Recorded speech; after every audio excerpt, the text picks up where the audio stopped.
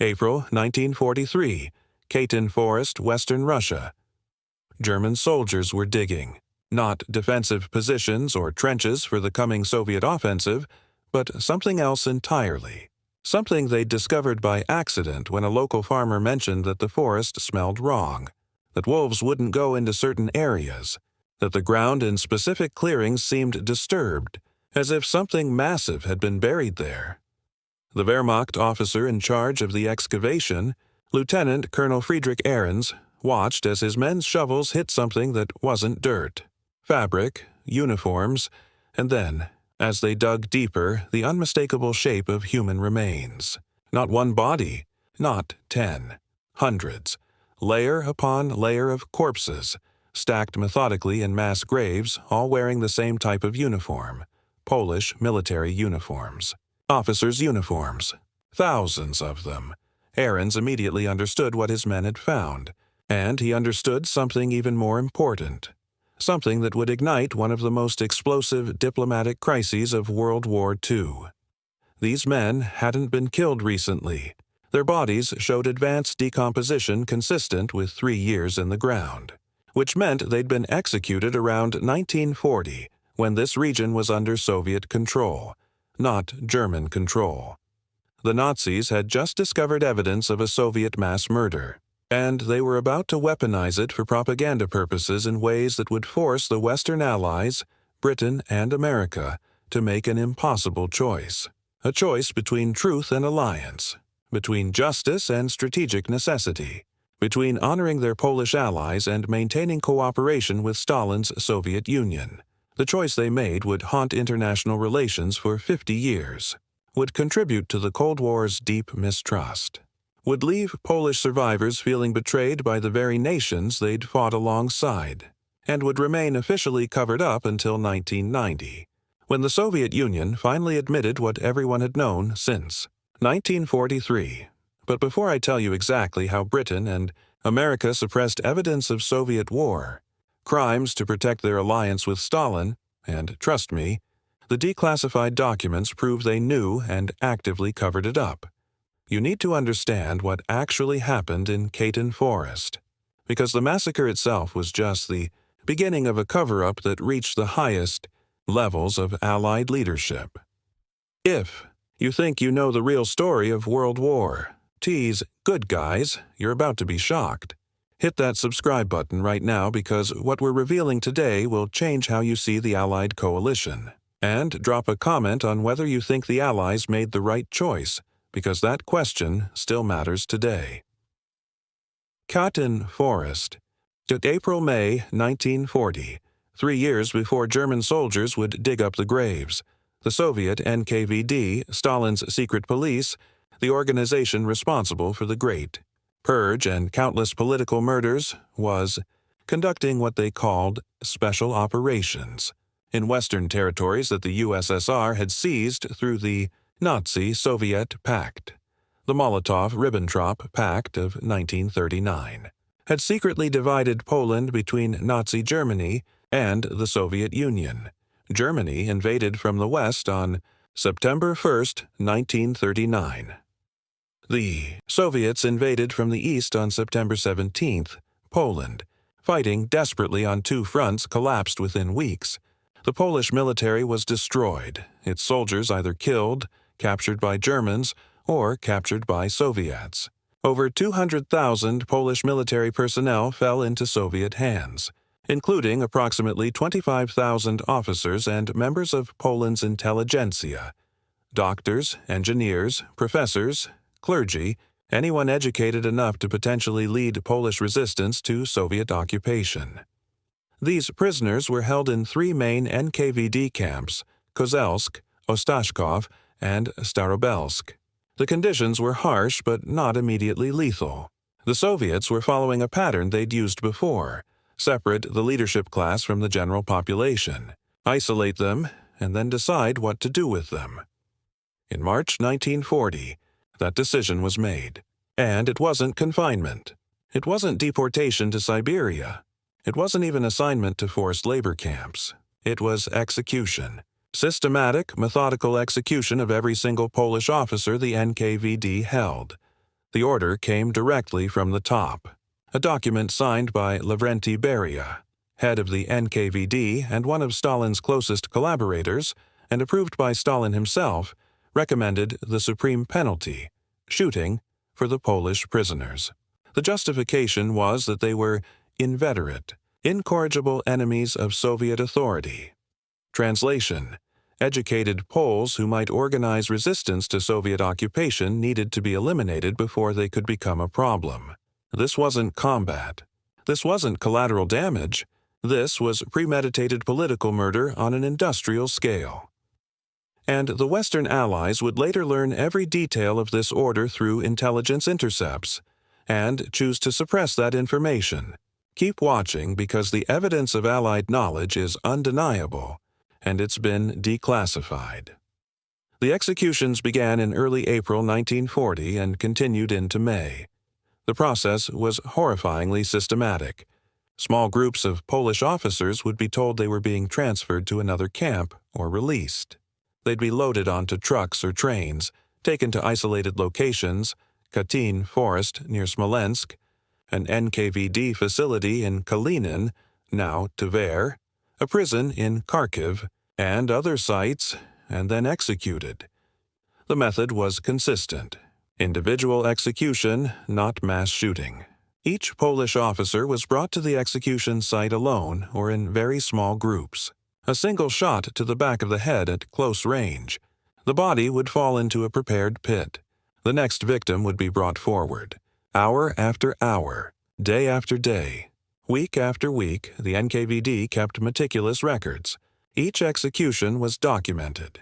Names, ranks, dates, the bureaucracy of murder operating with Soviet efficiency. By the time the killing stopped in May 1940, approximately 22,000 Polish prisoners had been executed across multiple sites. The largest mass grave, containing over 4,000 bodies, was in Katyn Forest, which is why the entire massacre came to be known by that name, even though the murders happened in multiple locations. The graves were covered. The forests returned to quiet. The NKVD files were marked top secret and buried in Stalin's archives.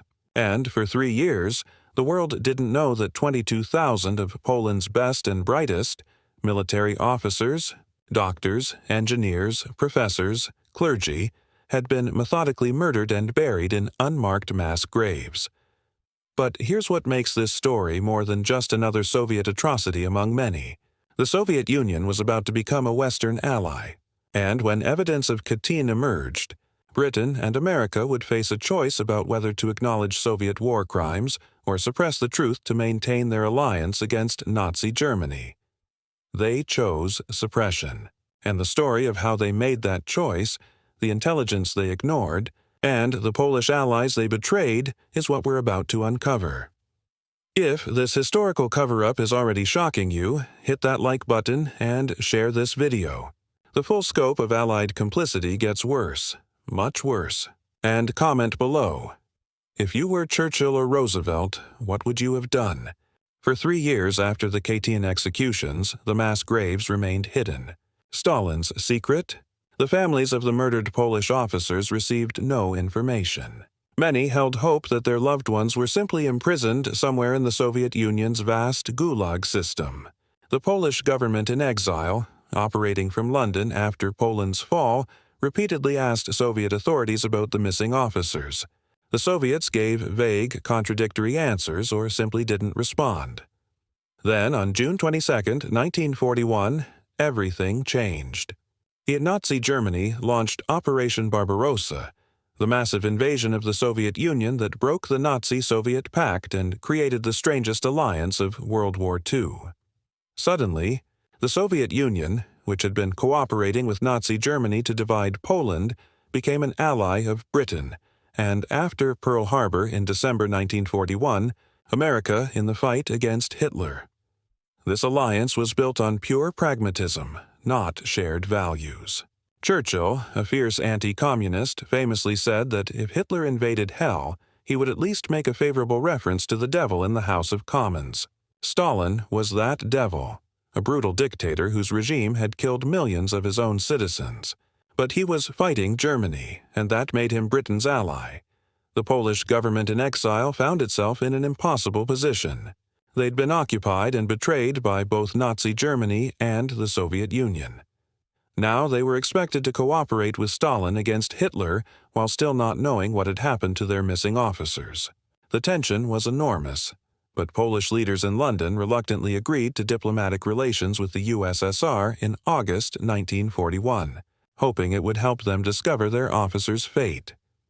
The Soviets continued to stonewall questions about the prisoners. They claimed the men must have escaped during the chaos of the German invasion. Or perhaps they'd been captured by the Germans. Any answer except the truth that they'd been executed on Stalin's orders.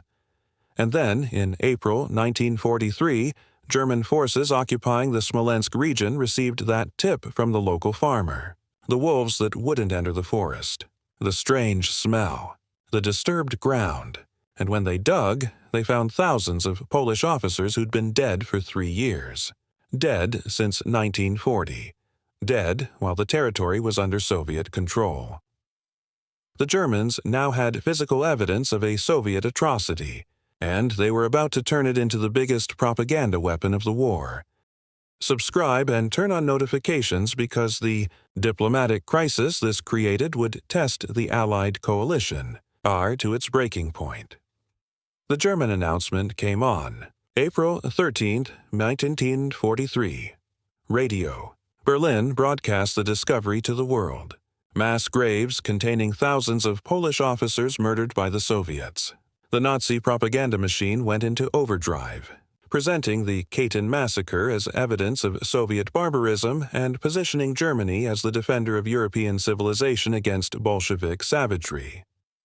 The irony was almost incomprehensible. Nazi Germany, which was at that very moment conducting the Holocaust, murdering millions of Jews, Poles, and other civilians across occupied Europe, was presenting itself as the moral authority condemning Soviet war crimes. The hypocrisy was staggering, but the physical evidence they'd discovered was real. The Germans invited international observers to examine the graves. They brought in a team of forensic experts, including pathologists from neutral countries and occupied territories, to document the bodies, examine the evidence, and estimate the time of death. The forensic findings were clear. The Polish officers had been dead for approximately 3 years, putting their deaths in spring 1940 when the Soviets controlled the region. The Germans even invited representatives from the Polish Red Cross to observe the exhumations and identify bodies. Polish doctors and officials came to Katyn Forest and watched as body after body was removed from the mass graves. Many victims were identified through personal effects, papers, and distinctive uniforms. The evidence of Soviet culpability seemed overwhelming. The Soviet response was immediate and predictable. Complete denial. On April 15, 1943, just 2 days after the German announcement, Soviet media released statements categorically rejecting the accusations.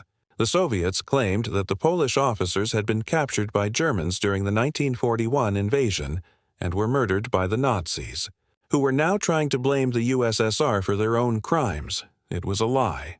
But it was a lie that Stalin would maintain for the next 47 years. And it was a lie that Britain and America would tacitly support because challenging it threatened their alliance with the Soviet Union at a critical moment in the war. Here's where it gets really controversial. Because British and American intelligence services knew the truth. They had evidence proving Soviet guilt, and they suppressed it. Comment below if you think that was justified strategic pragmatism or unforgivable moral betrayal. Let me be very specific about what Allied intelligence knew and when they knew it. Because this isn't speculation or conspiracy theory, these are declassified documents that prove beyond doubt that British and American leadership understood Soviet culpability for Katyn while publicly refusing to acknowledge it. The British had broken Soviet codes. Not as completely as they'd broken German codes through the famous Ultra program at Bletchley Park, but British intelligence had access to some Soviet communications, especially during the 1939 to 1941 period when the USSR was cooperating with Nazi Germany. Intercepted Soviet NKVD communications from 1940 reference the special operations involving Polish officers. The language was coded, but intelligence analysts understood what was being described. Moreover, British intelligence had debriefed Polish refugees who'd escaped Soviet captivity and reported on the disappearance of the officer corps. By 1942, a full year before the German discovery, British Foreign Office files show discussions about the likely fate of Polish officers in Soviet hands. Internal memos indicate that officials believed the Soviets had probably executed the prisoners but saw no strategic value in confronting Stalin about it. American intelligence reached similar conclusions. Through their own channels, the OSS, precursor to the CIA, had sources in Eastern Europe who reported on Soviet activities. By 1943, American intelligence assessments concluded that Soviet culpability for Katyn was highly probable. Reports went up the chain to the State Department and eventually to President Roosevelt's advisors. But here's the critical point. Having intelligence that suggests something and publicly acting on that intelligence are two different things. Churchill and Roosevelt had to balance truth against strategic necessity. The Soviet Union was bearing the brunt of the war against Germany. Soviet forces were tying down the majority of the Wehrmacht, suffering horrific casualties while inflicting even worse casualties on German forces. The Eastern Front was absolutely critical to Allied victory. If Britain and America publicly supported the German accusations against the USSR over Katyn, it could fracture the alliance. Stalin might make a separate peace with Germany. Or, at minimum, Soviet cooperation might diminish at a time when that cooperation was essential. So the choice became, acknowledge a Soviet atrocity and risk the alliance, or suppress the truth and maintain unity against Hitler. Churchill and Roosevelt chose suppression, and the evidence of how they did it and the Polish allies they sacrificed to make it work is what makes this story so controversial. The Polish government in exile in London was in an impossible position. They knew their officers were dead. They'd seen the German forensic reports. They'd sent their own Red Cross representatives to Katyn Forest and received confirmation that the bodies were Polish officers murdered approximately 3 years earlier. The evidence pointed clearly to Soviet guilt. But the Polish government was dependent on British support. They had no army except Polish forces fighting alongside British and American units. They had no territory. Poland was occupied by Germany in the west and the USSR in the east. Their only hope for Poland's post-war liberation was Allied victory, which required maintaining the alliance with Stalin. Polish Prime Minister Władysław Sikorski faced the most agonizing choice of his career.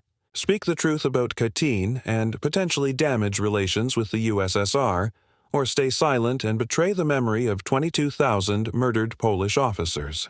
He chose to speak. On April 17, 1943, the Polish government in exile formally requested that the International Red Cross investigate the Katyn Massacre. This was diplomatic. Language for, "We believe the Soviets did this and we want neutral." Verification. It was careful, measured, not directly accusing the USSR but clearly not accepting Soviet denials either.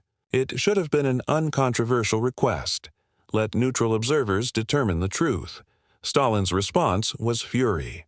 On April 25, 1943, the Soviet Union severed diplomatic relations with the Polish government in exile, claiming that the Poles were repeating Nazi propaganda and undermining Allied unity.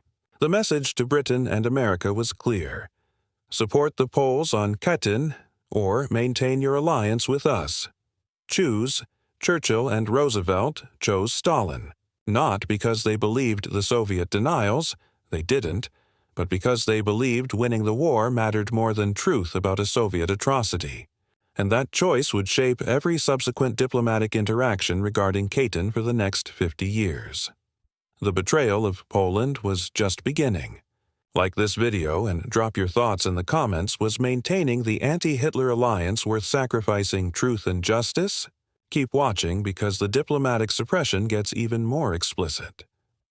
British Foreign Secretary Anthony Eden sent a message to the Polish government in exile that was diplomatic in language but brutal in substance. He essentially told them to drop the Katyn issue, that raising it damaged Allied unity, that it served Nazi propaganda purposes, that the priority had to be defeating Germany, and everything else, including justice for murdered Polish officers, was secondary. American Secretary of State Cordell Hull sent similar messages to Polish representatives in Washington. The position was clear. The Western Allies would not support Polish demands for investigation of Katyn. They would not confront Stalin about it, and they expected the Poles to stop talking about it publicly. Behind the scenes, the suppression was even more aggressive. The British Ministry of Information, responsible for wartime propaganda and press censorship, issued guidance to British newspapers about how to cover the Katyn story. The guidance essentially instructed editors to downplay the story, to treat German claims skeptically, and to avoid giving prominence to Polish accusations against the USSR. This wasn't formal censorship. Britain wasn't officially suppressing the story. But through guidance and recommendations to editors, the Ministry of Information ensured that the Katyn Massacre received minimal coverage in British newspapers. Stories that might have been front-page news in peacetime were buried on inside pages or not published at all. American media, without formal government censorship but influenced by State Department briefings, followed a similar pattern. The Katyn story was covered, but skeptically, with emphasis on German propaganda motives rather than on the forensic evidence of Soviet culpability. Polish-American organizations that tried to raise awareness found themselves dismissed as either Nazi dupes or troublemakers, undermining the war effort. The message from Allied governments to their media was clear: Katyn is complicated. The Germans are lying about their own atrocities while accusing the Soviets. Forensic evidence from Nazi-controlled areas can't be trusted, and dwelling on inter-Allied tensions helps Hitler. Present the story that way, or don't present it at all. And it worked. Public awareness of Katyn in Britain and America remained low. Most citizens of Allied nations never learned the details. The story was successfully contained, managed, and minimized. Soviet denials were given equal or greater weight than forensic evidence. The truth was buried under layers of diplomatic necessity and strategic obfuscation. Now we need to talk about the human cost of this diplomatic suppression. Not just the 22,000 Polish officers already dead, but the living, the Polish government in exile, the Polish forces fighting alongside the Allies, the Polish civilians hoping for liberation. All of them watching as their Western allies chose Stalin over truth.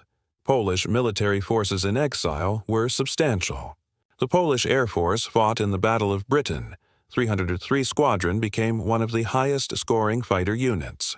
Polish ground forces fought in Italy, France, and eventually helped liberate the Netherlands. Polish naval personnel served on British ships.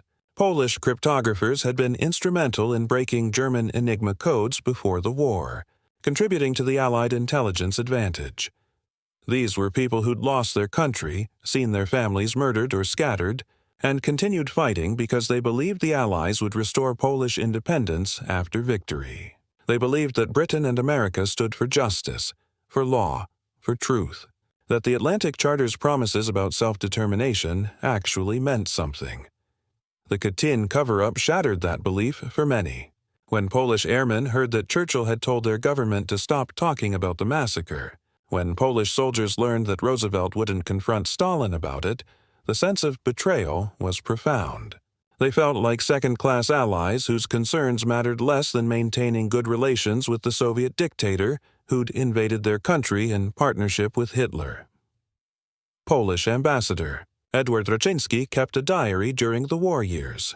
After the Western Allies pressured Poland to drop the Katyn issue, he wrote, "We have been betrayed by friends. They choose to believe Stalin's lies over evidence we can see with our own eyes. What does this say about what will happen to Poland after the war?" That question was prophetic, because if the Allies were willing to suppress truth about Katyn to maintain relations with Stalin in 1943, what would they be willing to concede about Poland's future at the peace conferences? Tehran, Iran. November 28th, December 1st, 1943, the Big Three met for the first time. Franklin Roosevelt, Winston Churchill, and Joseph Stalin, leaders of the Grand Alliance against Nazi Germany, gathered to coordinate military strategy and discuss the shape of post-war Europe. These were the men who would determine the fate of millions, redraw borders, and decide which nations would be free and which would live under Soviet domination.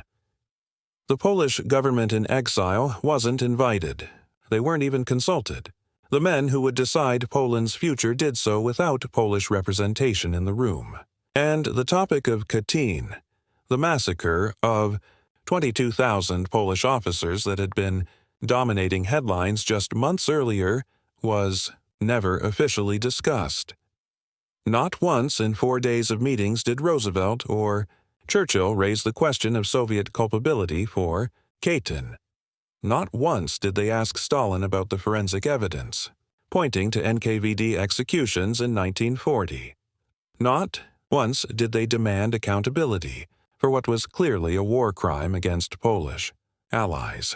The silence was deafening, and it was deliberate, because raising Katyn would have meant confronting Stalin at precisely the moment when the Allies needed his cooperation most. D-Day was being planned. The invasion of France would require Soviet forces to maintain pressure on Germany's eastern front, preventing Wehrmacht reinforcements from reaching Normandy. Diplomatic confrontation over Katyn might jeopardize that cooperation. So the Allied leadership made a calculated decision. They would trade truth for military advantage. Justice for murdered Polish officers would be sacrificed on the altar of strategic necessity, and Poland's post-war fate would be decided by the three great powers without regard for what Poles themselves wanted. What happened at Tehran was more than just avoiding an uncomfortable topic. It was the moment when the Western Allies implicitly accepted Soviet domination of Eastern Europe as the price of victory over Germany. It was the moment when moral principles gave way to realpolitik. And it was the moment when Polish hopes for genuine independence after the war effectively died. If you're starting to see World War II's good guys in a different light, hit that like button and keep watching. The betrayal at Yalta was even more explicit, and the declassified documents prove Allied leaders knew exactly what they were doing. At Tehran, Roosevelt and Churchill did discuss Poland, but only to negotiate its borders, not to ensure its freedom. Stalin demanded that Poland's eastern border be moved westward, incorporating Polish territory into the Soviet Union. In compensation, Poland would gain German territory in the west. Poland would physically shift hundreds of miles westward on the map. The Polish government in exile was not consulted about this territorial rearrangement of their country.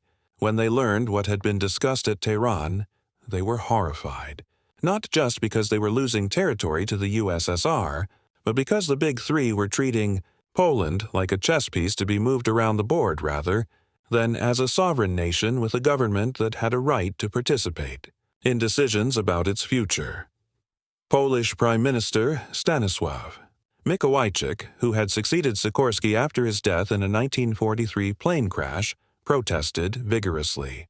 He sent communications to Roosevelt and Churchill arguing that Poland's borders should be determined by the Polish people and their legitimate government, not imposed by great powers. He reminded them that Poland had been the first nation to resist Hitler, that Polish forces had fought alongside the Allies from the beginning, that Poland had never surrendered. The response from London and Washington was essentially, "We understand your concerns, but this is what Stalin demands, and we need Stalin's cooperation to win the war. You'll have to accept it." This was the pattern that would repeat at every subsequent Allied conference. Polish concerns would be acknowledged, sympathized with, and then ignored, because the fundamental calculation was always the same. Soviet military power was essential to defeating Germany, and Stalin's demands were non-negotiable. But here's what makes this especially galling in the context of Katyn. At the same time, Allied leaders were dismissing Polish territorial concerns. They were also suppressing evidence that the Soviet Union had murdered 22,000 Polish officers. They were asking Poland to accept Soviet border demands while refusing to confront the USSR about a massive war crime against Poland. This wasn't just diplomatic pragmatism. This was moral abandonment of an ally. Drop a comment on whether you think Roosevelt and Churchill had any better options, or whether they should have confronted Stalin regardless of the consequences. Let me be specific about what was happening behind the scenes at Tehran. Not just the formal meetings, but the private conversations and internal discussions among Allied officials, because declassified documents show that the Katyn issue was very much on people's minds, even if it wasn't officially discussed. American diplomat Charles Bolin, who served as Roosevelt's interpreter at Tehran, later wrote in his memoirs that the Katyn Massacre was the elephant in the room during discussions about Poland. Everyone knew about it. Everyone understood that Soviet denials were lies. But no one wanted to address it because doing so would expose the fundamental contradiction in the Allied coalition that the Western democracies were allied with a totalitarian regime that murdered prisoners of war by the thousands. British Foreign Secretary Anthony Eden's private papers, declassified decades later, show similar awareness. In a note written shortly before Tehran, Eden acknowledged that British intelligence believed Soviet guilt for Katyn was highly probable, but that raising the issue would serve no useful purpose and might damage relations with the USSR. His recommendation was to maintain studied ambiguity about the massacre, neither endorsing Soviet denials nor challenging them. This phrase, studied ambiguity, perfectly captures Allied policy toward Katyn. Don't affirm the lie, but don't confront it either. Let the topic fade from public attention through benign neglect and diplomatic silence. Allow plausible deniability to function as cover for both Soviet crimes and Allied complicity in suppressing evidence. Stalin, meanwhile, understood perfectly well that his Western allies knew the truth about Katyn. He wasn't naive enough to believe that British and American intelligence hadn't reached conclusions about Soviet culpability. But he also understood that they wouldn't confront him about it because they needed him more than they needed to tell the truth. This created a perverse dynamic where everyone knew everyone else knew the truth, but no one would say it openly. It was diplomatic theater of the most cynical kind, great powers performing ignorance of atrocities for the sake of political convenience. And the Poles, watching from outside the conferences they weren't invited to, understood that they were being sacrificed, that their murdered officers would receive no justice, that their territorial integrity would be violated, and that their Western allies, despite all the rhetoric about freedom and democracy, were willing to abandon them to Soviet domination. Subscribe and turn on notifications because what happened at the next major conference, Yalta, in February 1945, was even worse. The final betrayal of Poland was about to be sealed. Between Tehran in November 1943 and Yalta in February 1945, the war progressed decisively in the Allies' favor. D-Day succeeded in June 1944.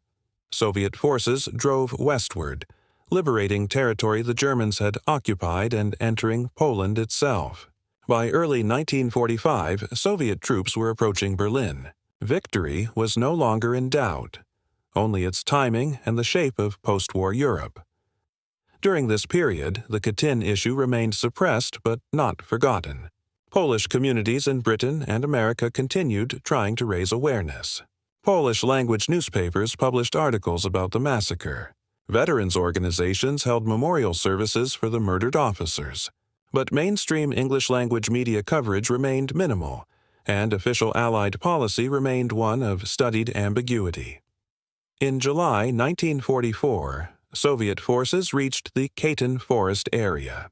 One of their first actions was to establish a Soviet investigative commission to examine the mass graves. This commission, staffed entirely by Soviet officials with no neutral observers, released a report in January 1945 claiming that forensic evidence proved the Polish officers had been murdered by the Germans in 1941, not by Soviets in 1940. The report was a complete fabrication. It contradicted the earlier German forensic investigation, the evidence collected by neutral observers, and the testimonies of Polish Red Cross representatives. The time of death estimation was scientifically impossible given the state of the bodies.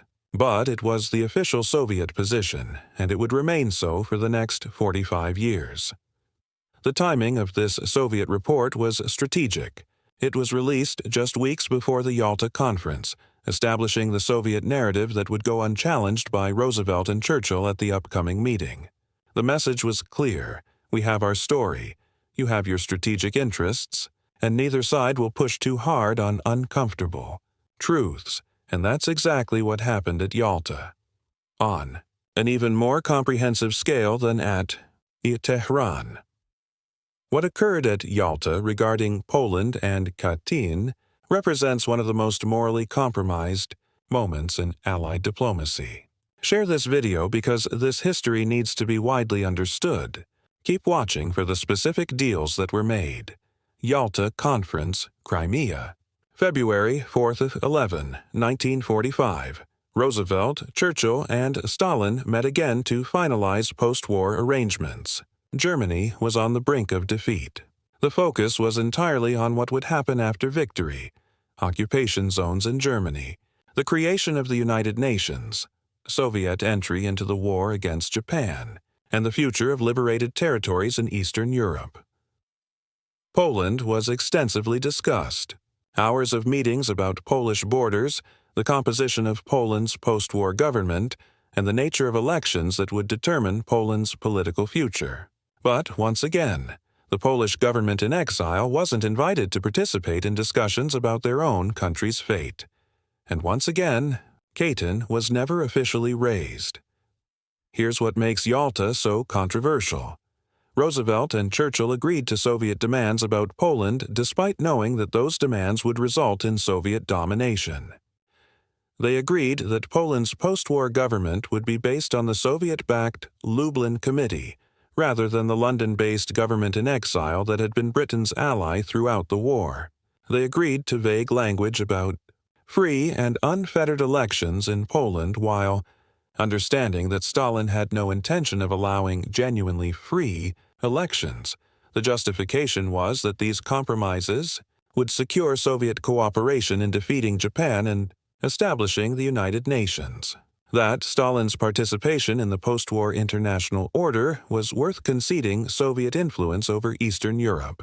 That the alternative, confrontation with the USSR while the war against Germany was still being fought, was unacceptable.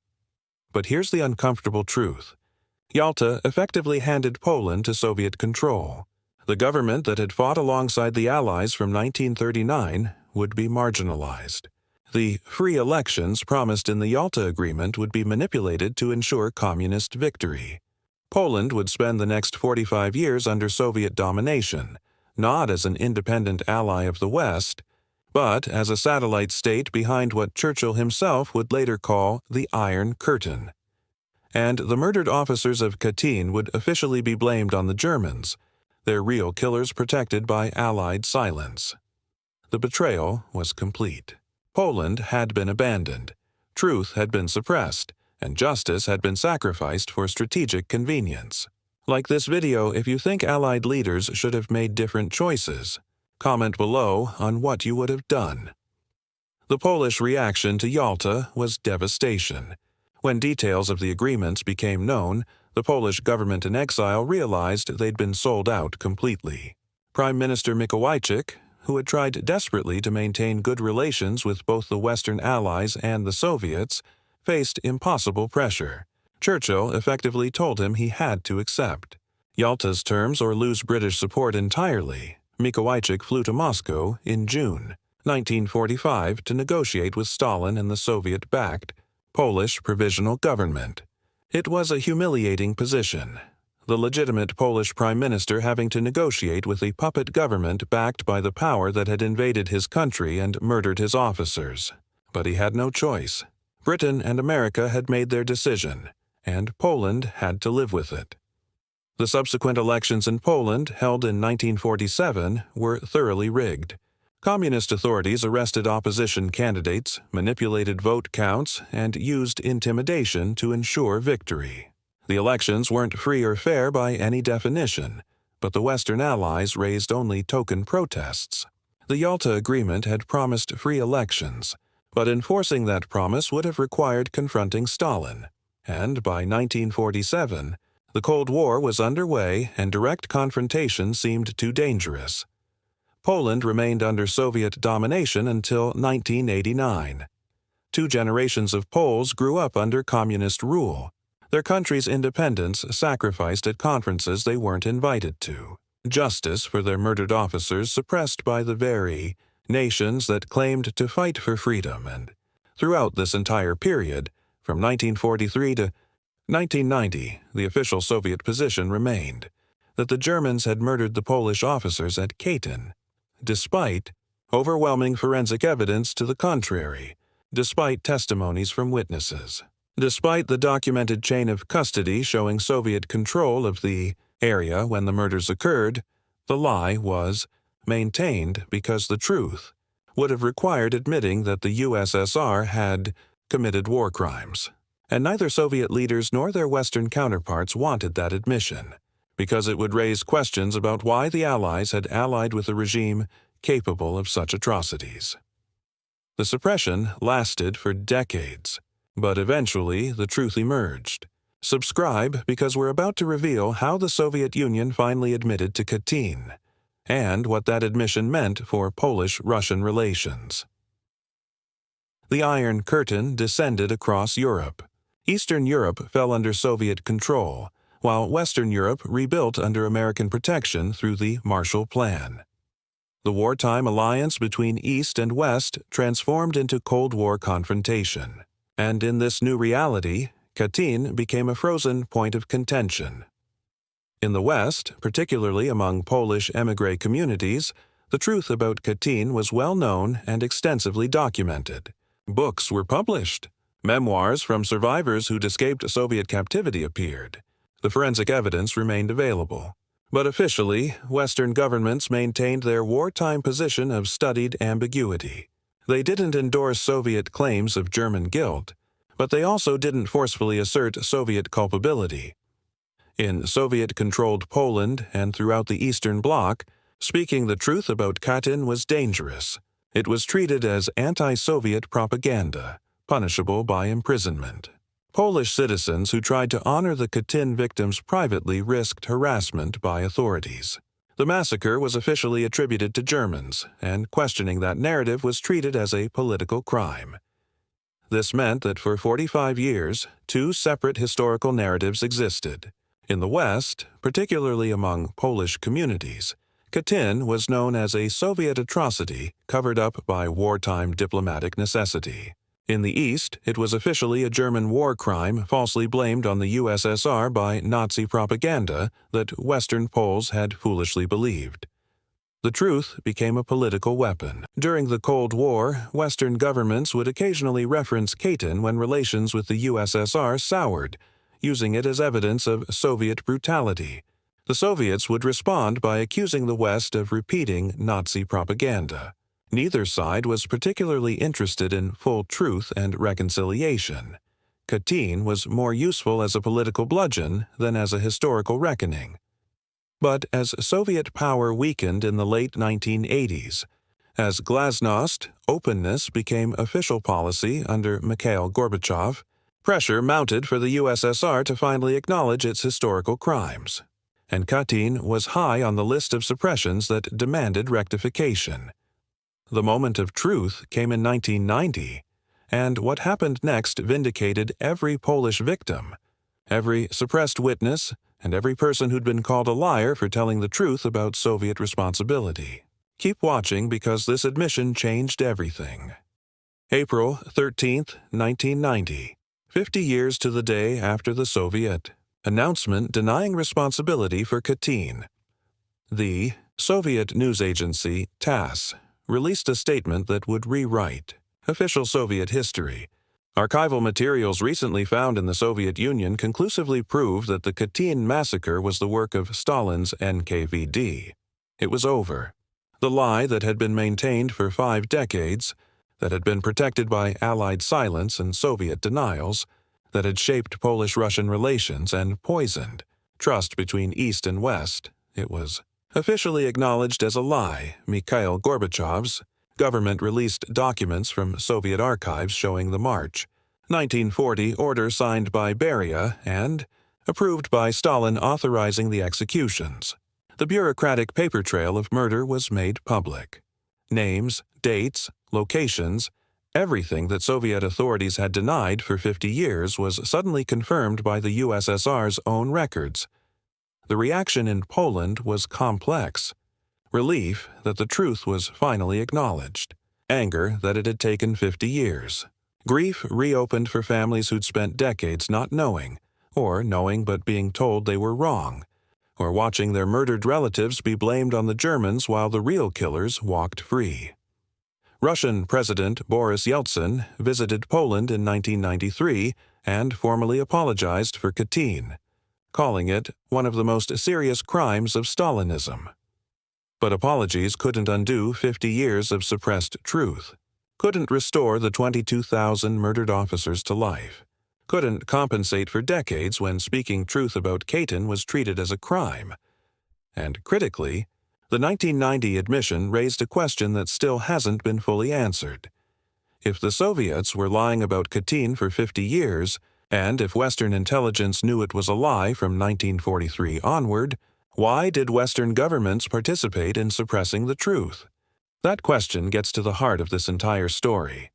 The Soviet Union was evil, that's clear. But what does it say about the Western allies that they protected that evil when it was strategically convenient? Comment your thoughts below, and subscribe because we're about to tackle the ethical implications. The opening of Soviet archives after 1990 revealed the full extent of the massacre and the subsequent cover-up. The documents showed that the executions weren't a spontaneous act of violence or a local initiative gone wrong. They were systematic, authorized at the highest levels, and carried out with bureaucratic precision. The archives also revealed that Soviet authorities knew from the beginning that the truth about Katyn would eventually emerge. Internal NKVD memos from 1943 show concern about German discoveries and discussions about how to maintain the denial. They knew they were lying. They knew the evidence contradicted their claims. And they lied anyway because they could, because their wartime allies needed them, and because power meant never having to admit error. What the archives didn't reveal, because those records were in Washington and London, not Moscow, was the full extent of Western knowledge and suppression. British intelligence files on Katyn weren't fully declassified until the 1990s and 2000s. American files followed similar timelines. When those files became public, they confirmed what many had suspected. Allied intelligence had concluded Soviet guilt for Katyn by 1943, and Allied political leadership had consciously chosen to suppress that conclusion. One particularly damning document is a 1943 British Foreign Office memo stating explicitly that publicizing Katyn would serve no useful purpose and might damage relations with a valued ally. And that's bureaucratic language for we know the Soviets are guilty, but we're choosing not to say so because we need their help fighting. Germany, another telling document, is a State Department cable from 1944, instructing American diplomats in neutral countries not to support Polish efforts to have the International Red Cross investigate Katyn. The reasoning: such an investigation would complicate relations with the Soviet Union at a delicate time. These weren't rogue officials acting on their own. This was official policy, authorized at the highest levels to suppress evidence of Soviet war crimes for strategic advantage. It was, in essence, a 50-year cover-up that Western governments actively participated in even after the war ended. Western governments participated in covering up a massacre of their own allies' military leadership. If that doesn't change how you view World War II's moral clarity, nothing will. Share this video and let's have an honest conversation about it in the comments. The modern legacy of Katyn is complex and continues to shape Polish-Russian relations today. In 2000, Russian President Vladimir Putin visited Poland and stood at Katyn memorial sites, acknowledging Soviet responsibility. In 2010, Russian Prime Minister Putin and Polish Prime Minister Donald Tusk held a joint ceremony at Katyn, commemorating the 70th anniversary of the massacre. But just days later, on April 10, 2010, a plane carrying Polish President Lech Kaczynski and other senior Polish officials crashed while attempting to land at Smolensk Airport, near the Katyn Memorial Site, killing all 96 people aboard. The delegation had been traveling to attend yet another Katyn commemoration ceremony. The crash created new conspiracy theories and tensions.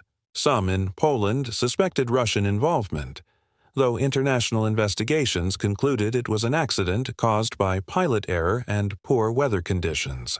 But the symbolism was impossible to ignore. Polish leaders killed near Katyn while trying to honor previous victims murdered there by the Soviets. The Katyn Massacre has become a symbol in Poland of both Soviet brutality and Western betrayal. It's commemorated in memorials, taught in schools, referenced in political speeches. April 13 is a day of national mourning in Poland. The victims' names are inscribed on monuments. Their graves have become pilgrimage sites for Poles trying to connect with a history that was suppressed for so long.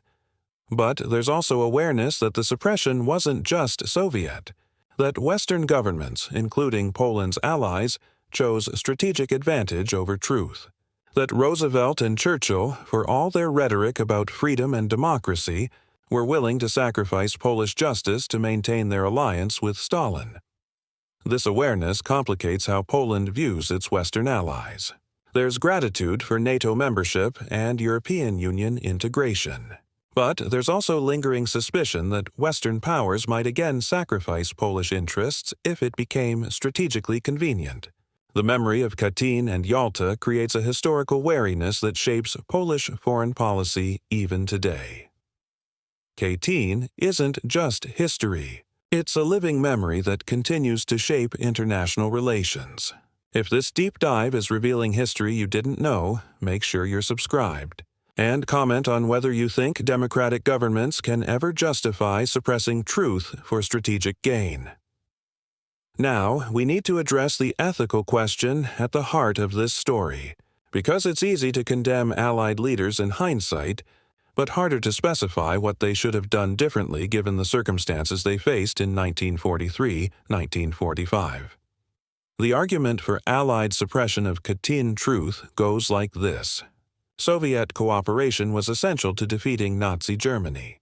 If confronting Stalin about Katyn had fractured the alliance or reduced Soviet commitment to the war effort, it could have prolonged the war, cost additional Allied lives, and potentially changed the outcome. The strategic calculation was that some truths had to be suppressed to achieve the greater good of defeating Hitler.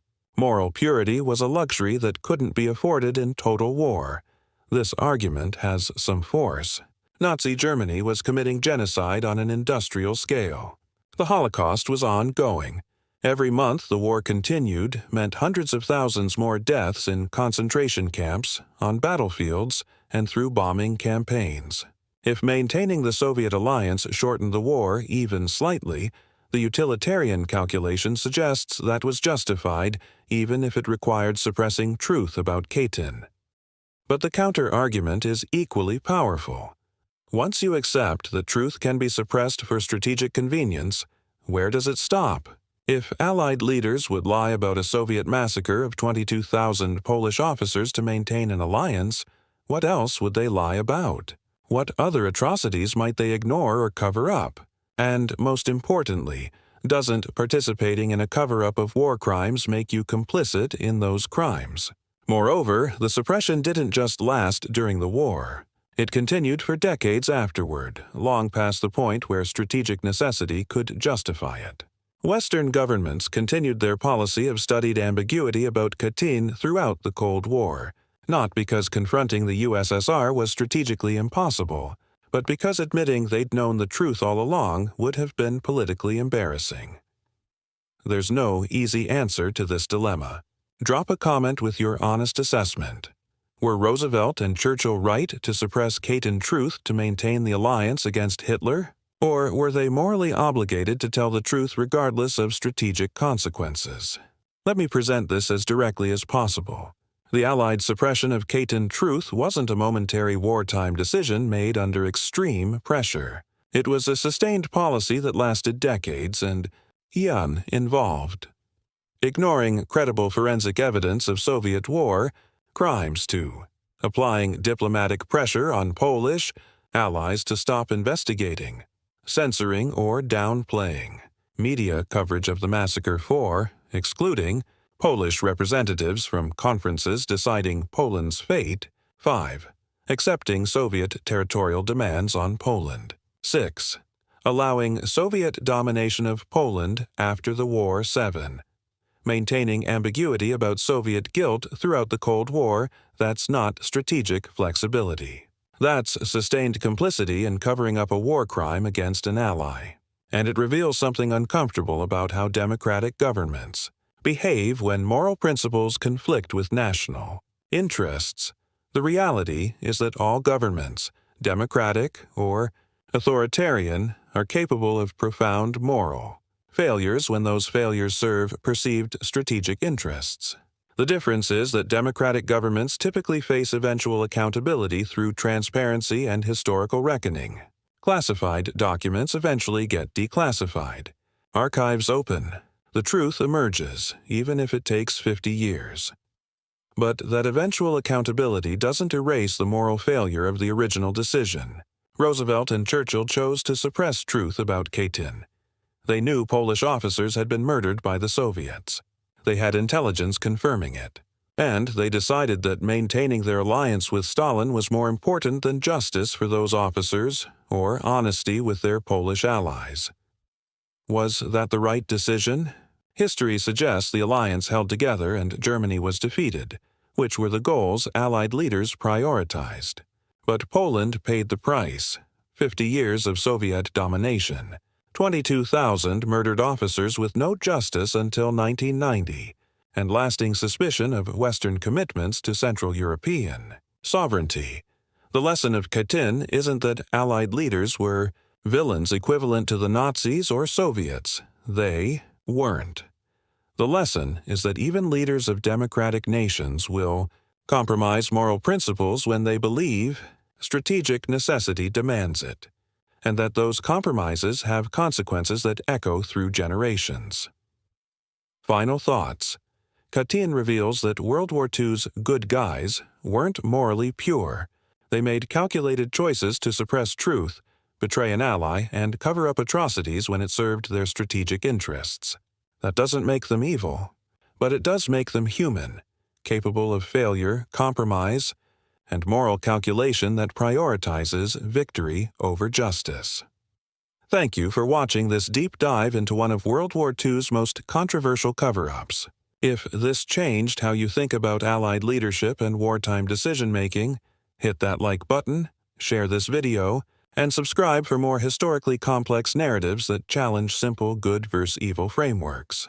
Drop your thoughts in the comments. I genuinely want to hear your take on whether the Allied suppression was justified strategic pragmatism or unforgivable moral betrayal. Check out our other videos for more stories about the ethical gray zones of World War II. And remember, understanding our past's moral compromises is essential to making better choices in the present. History isn't about hero worship. It's about learning from both the successes and failures of those who came before us.